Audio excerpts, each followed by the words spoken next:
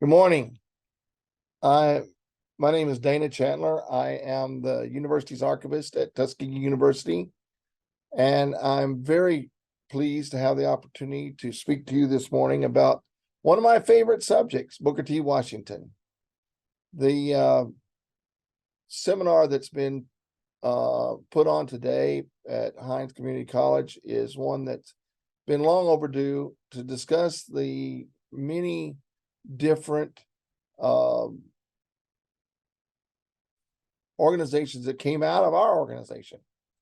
So let's talk about Booker T. Washington for a little bit and get some things clear about him so that we can understand better why these things started when they did. He was born a slave in April of 1856 on a small farm in Hales Ford, Virginia. Around 1860, his mother married Washington Ferguson, a slave from a nearby plantation. Booker T. Washington later took the first name of his stepfather as his own last name and kept it, of course, the rest of his life. Now, this is a photograph of his home in Hales Ford. It burned down several years ago in the 1950s, and we have a piece of that very cabin in our own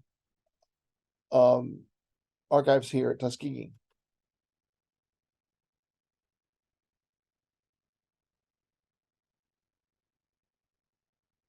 In 1865, after the war ended, the Civil War, that is, his family moved to Malden, West Virginia, where his stepfather found a job as a salt packer at the local salt works.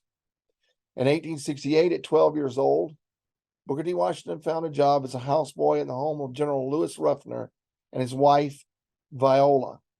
At 16, he left the Ruffner household to attend Hampson Institute in Virginia. Now, while he was at the home of the Ruffners, he heard them reading, heard her teaching her other children, and it instilled in him a desire to learn, to know. Now, when Booker T. Washington left the Ruffner household for Hampton Institute, he traveled about 400 miles, utilizing any way he could, by train, stagecoach, on foot. Now, the myth says that he traveled the whole distance on foot, but he traveled it in a variety of ways. Interestingly, Miss Mackey, the principal at Hampton, was not entirely convinced that Booker T. Washington deserved a place at the school.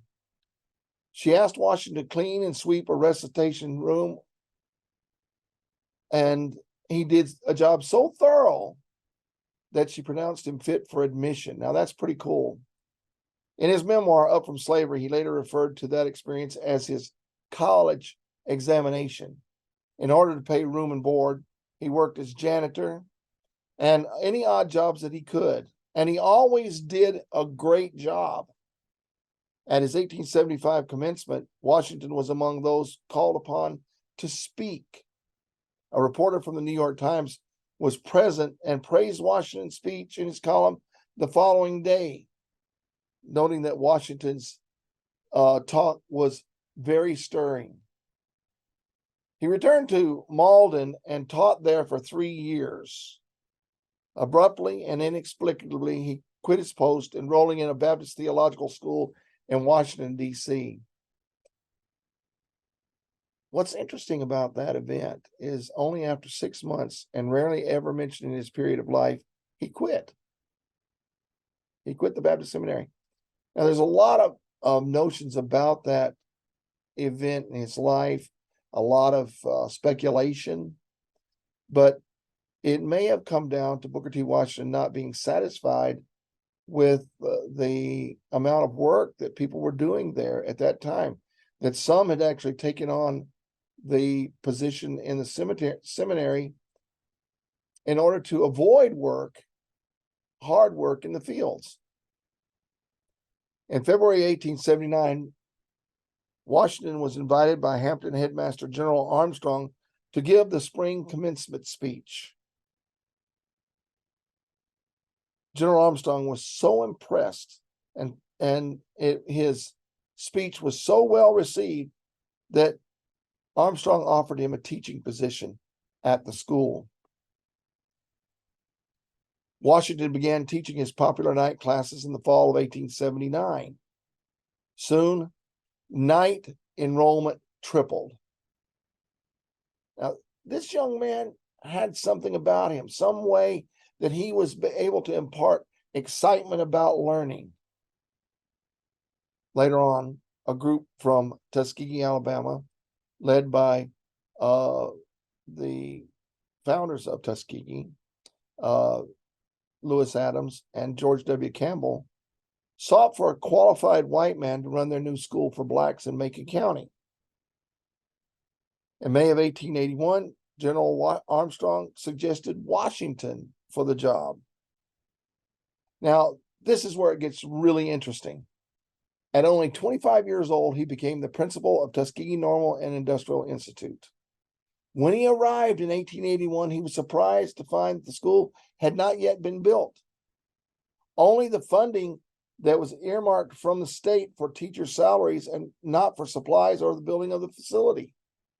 So that's all they had. That's all the money they had. Booker T. Washington was a great fundraiser. Don't misunderstand me on that at all. He was a great fundraiser.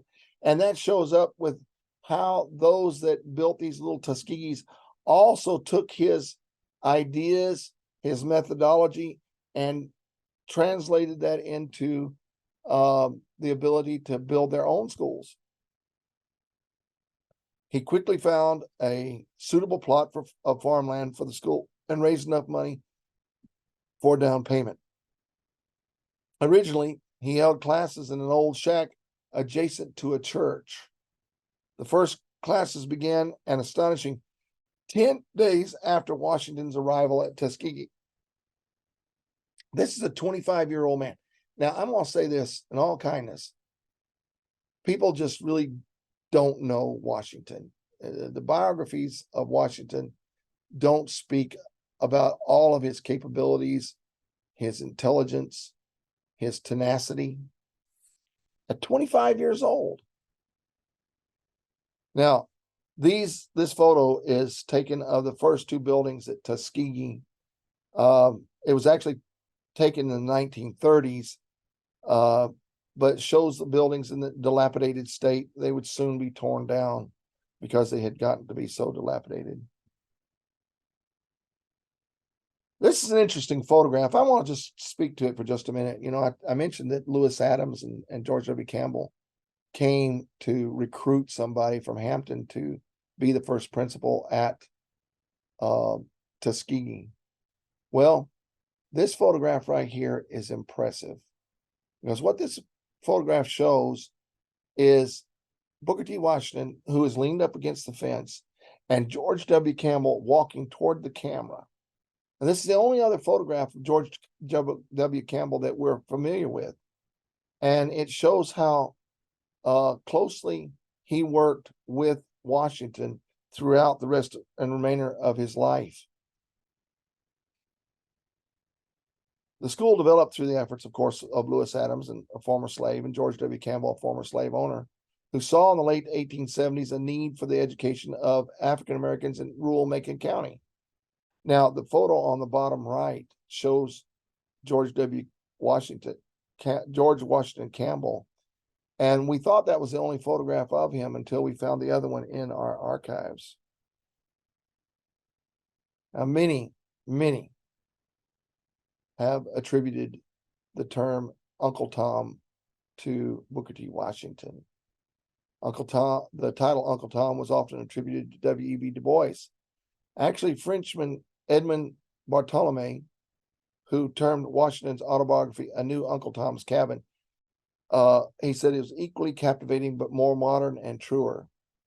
Washington pushed prominent black lawyer William H. Lewis for the assistant U.S. Attorney General, prompting Lewis to state the Tuskegean was trying to bring the wooden horse inside the walls of Troy. Now, here it's basically saying that Washington, wasn't all that he seemed to be, and that he was not necessarily all about helping his people, as Booker T. Washington would later say he was. So who was he? Washington focused his energy on ensuring that African Americans had access to both vocational and moral training. In fact, Robert Moton would later say that Booker T. Washington had this notion of a healthy head, hand, and heart. Now, the head, learning, the hand, working. Everybody that came to Tuskegee had to work. And heart, moral training, which was so important. Those three things epitomized Tuskegee and still do today. He believed in the value of African Americans being able to provide for themselves by the work of their own two hands, with neither resentment nor entitlement. Students came from throughout the South, the nation, and the world to attend Tuskegee. There's no doubt there was more to the man.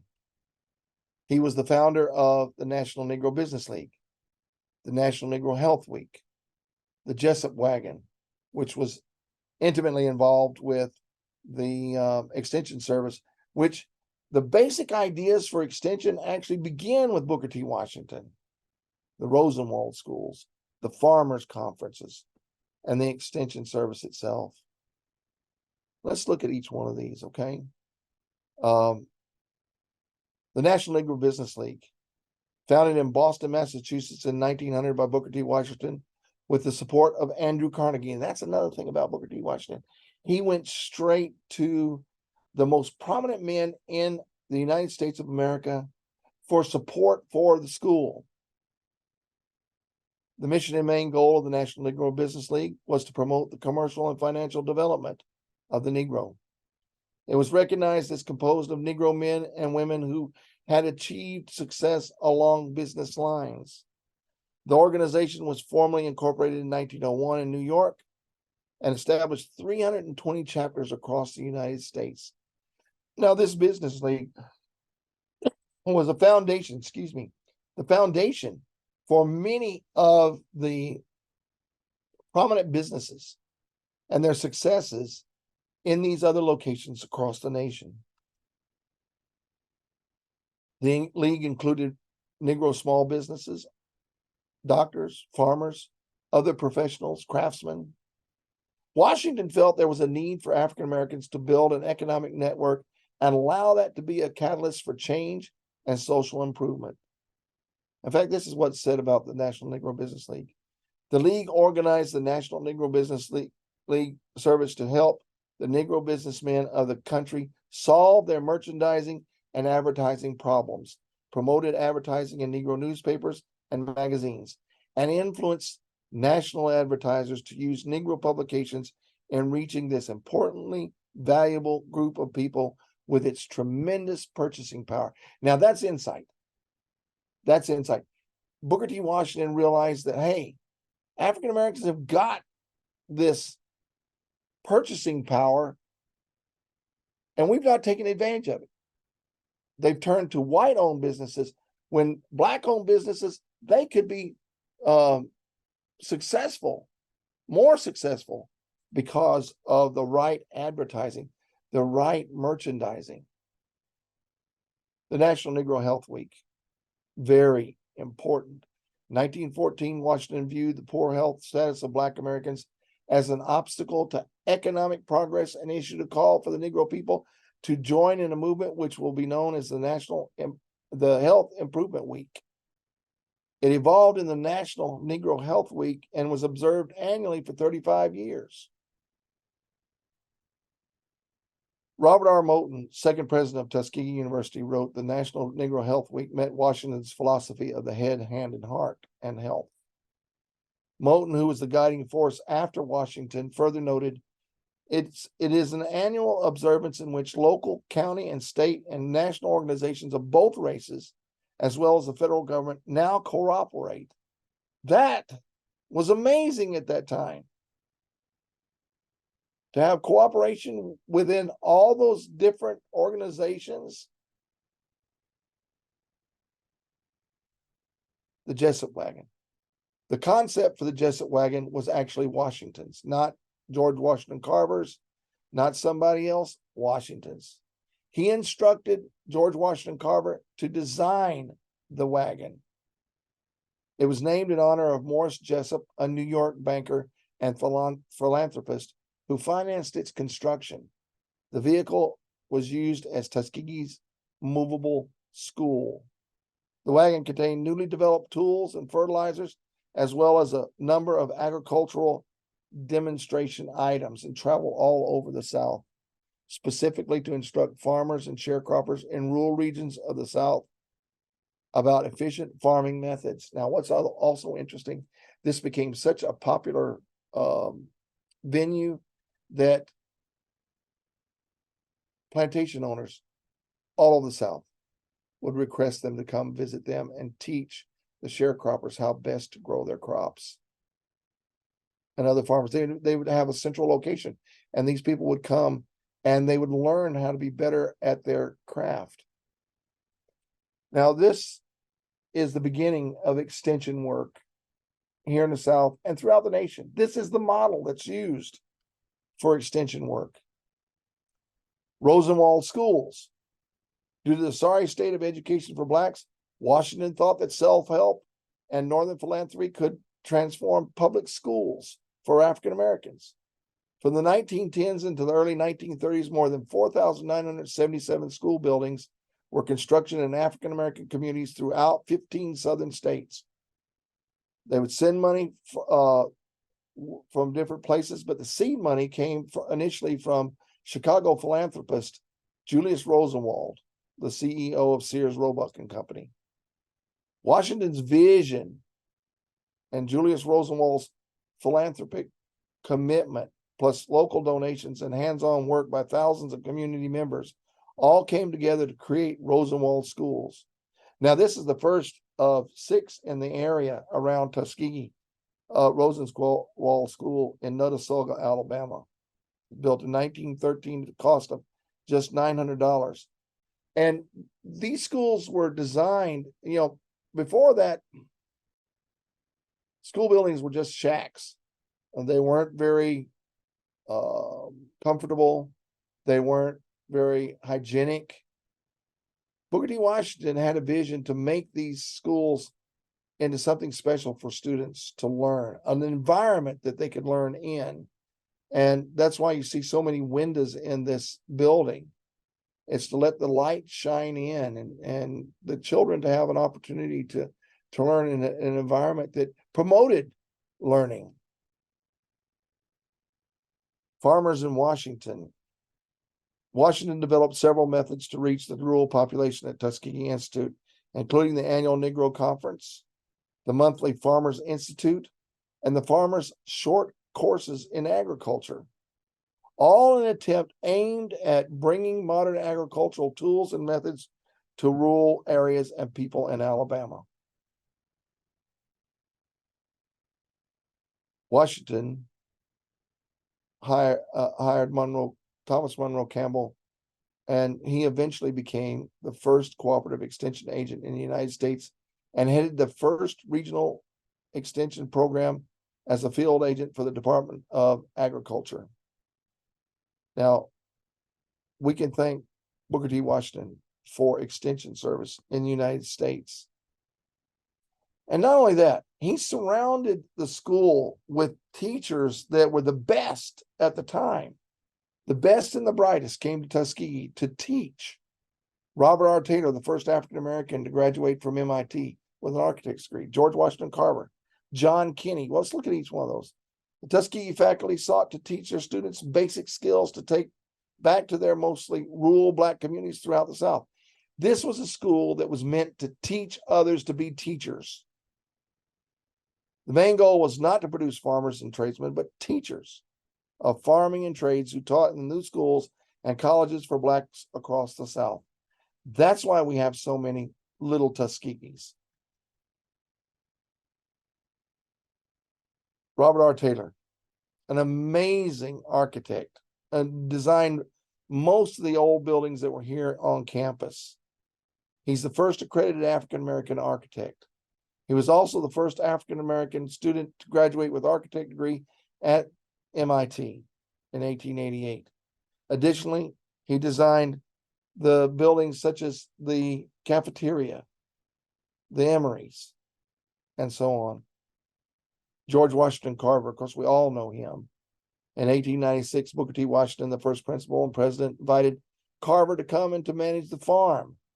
Carver came, he wanted to do something else. He taught there for 47 years, developing the agricultural department in a strong research center. He taught methods of crop rotation, introduced several alternative cash crops for farmers that would also improve the soil of areas heavily cultivated in cotton. He initiated research into crop products and taught generations of Black students farming techniques for self-sufficiency. Now, let me say this. Our website has had over 2 million hits. Of those 2 million hits, 47% are from abroad.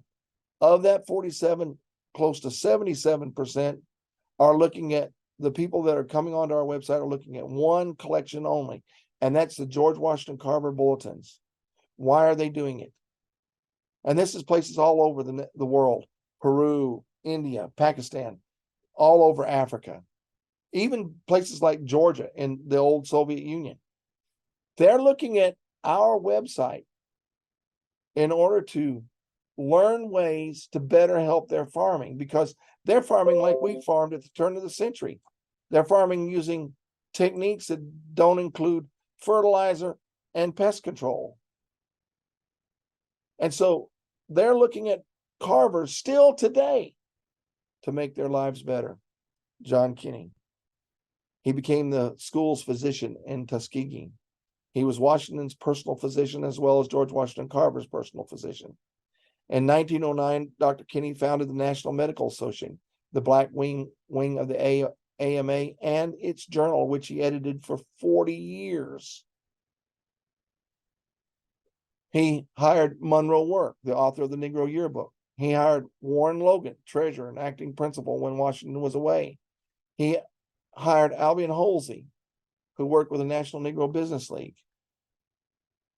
It was a co-ed school. That's what separated Tuskegee from a lot of other places. Not just that it was a co-ed school, boys and girls going to school together to learn, but this is the vision of Booker T. Washington.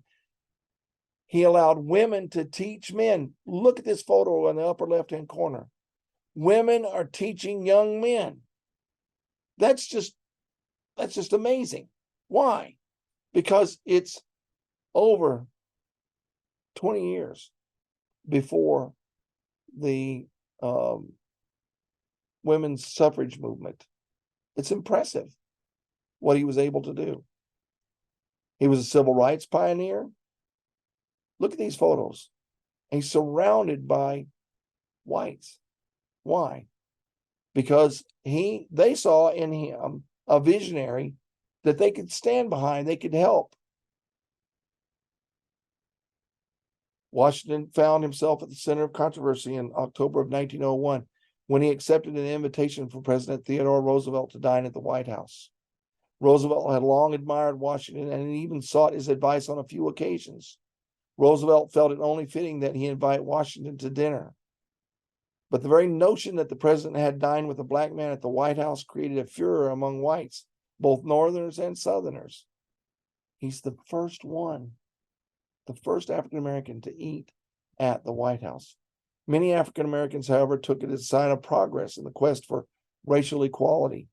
Roosevelt, stung by the criticism, never again issued such an invitation. Yet Washington benefited from the experience, which seemed to seal his status as the most important Black man in America. He was a family man. There was more to the man. Now, I want you to look at this photo on the right. Every time it seems that he's got a baby in his arms or in his lap, he's always looking down at that child. Look at this. What an amazing photograph. What it shows about the man, Booker T. Washington. His family added to the success at the school.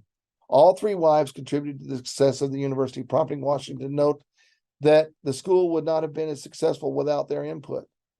The first athletic director was his half-brother, James B. He was also first postmaster for Tuskegee Institute Post Office. His brother John was general superintendent of industries. Margaret Murray Washington was director of the women's industries. He recognized their strengths and utilized them. That's what sets him apart. His hobbies. He loved his horse, Dexter. He did. He was a fisherman. He loved gardening. I want y'all to look at this real quick. He's got a bower on his hat. That's the name on his head. That's what that hat's called. And he's wearing a vest and a bow tie. He's farming in a suit.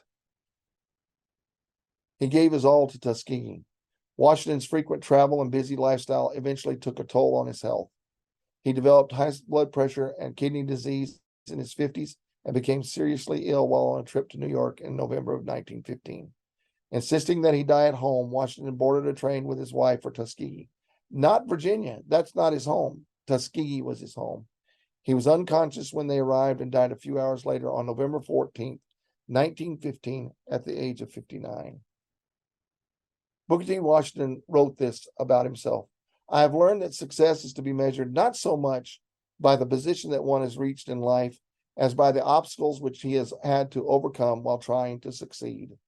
And that is also the same idea, the same philosophy that these schools, these little Tuskegees took with them as they developed.